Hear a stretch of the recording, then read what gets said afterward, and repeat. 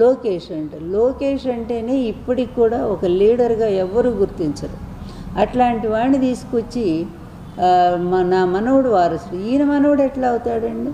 కూతురు కొడుకు మనవడు అయితే వరస అవుతాడు తప్ప వారసత్వానికి మనవడు కాడు.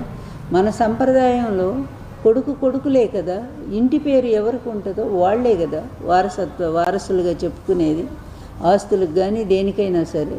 అలాంటిది ఎన్టీఆర్ కుటుంబంలో వాళ్ళు నందమూరి కుటుంబంలో నుంచి ఎవరైనా అవుతారు. అలా కాకుండా వెళ్ళి నారా వాళ్ళ కుటుంబంలో తీసుకొచ్చి నా మనవడు వారసుడు. ఎట్లా వారసుడు? అతను ఏమి సాధించాడని, ఈ తండ్రి బాటలో నడుస్తూ అవినీతిలో మరి పూర్తిగా అంతని మించిపోయి డబ్బులు సంపాదిస్తున్నాడని అతను గొప్పవాడని అందామా?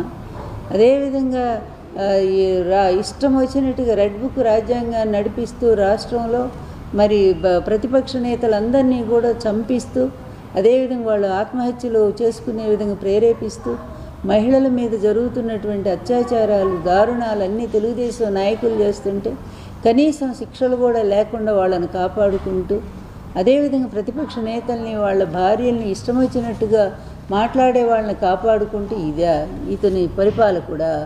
ఇతను ఒక ముఖ్యమంత్రి అంటే ఎవరైనా హర్షిస్తారా?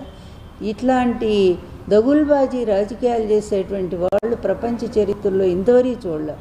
ఇప్పుడు ప్రతి ఒక్కడూ ఒక ఆశయం కోసం, హిట్లర్ లాంటి వాడు కూడా వాడు యూదుల మీద కోపంతో చేశాడు. వాడి చిన్నతనంలో జరిగిన అవమానాల వల్ల అతను ఒక ఆశయం పెట్టుకున్నాడు, అతను చేశాడు. కానీ వీళ్ళకి ఏదైనా ఒక ఆశయం అంటూ ఉందా?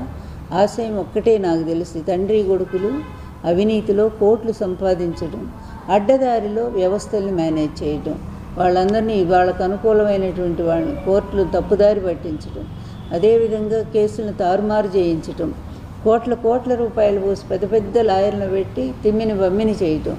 ఈ విద్యల్లో మాత్రం తండ్రి కొడుకులు బాగా ఆరితేరారు. అలాగే రాష్ట్రాన్ని లూటీ చేస్తూనే ఉన్నారు. అందువల్ల మహానాడులో వీళ్ళు ఏమైనా చేసిన గొప్ప పని ఒక్కటైనా ఉంటే దాని గురించి చెప్పుంటే బాగుండేది.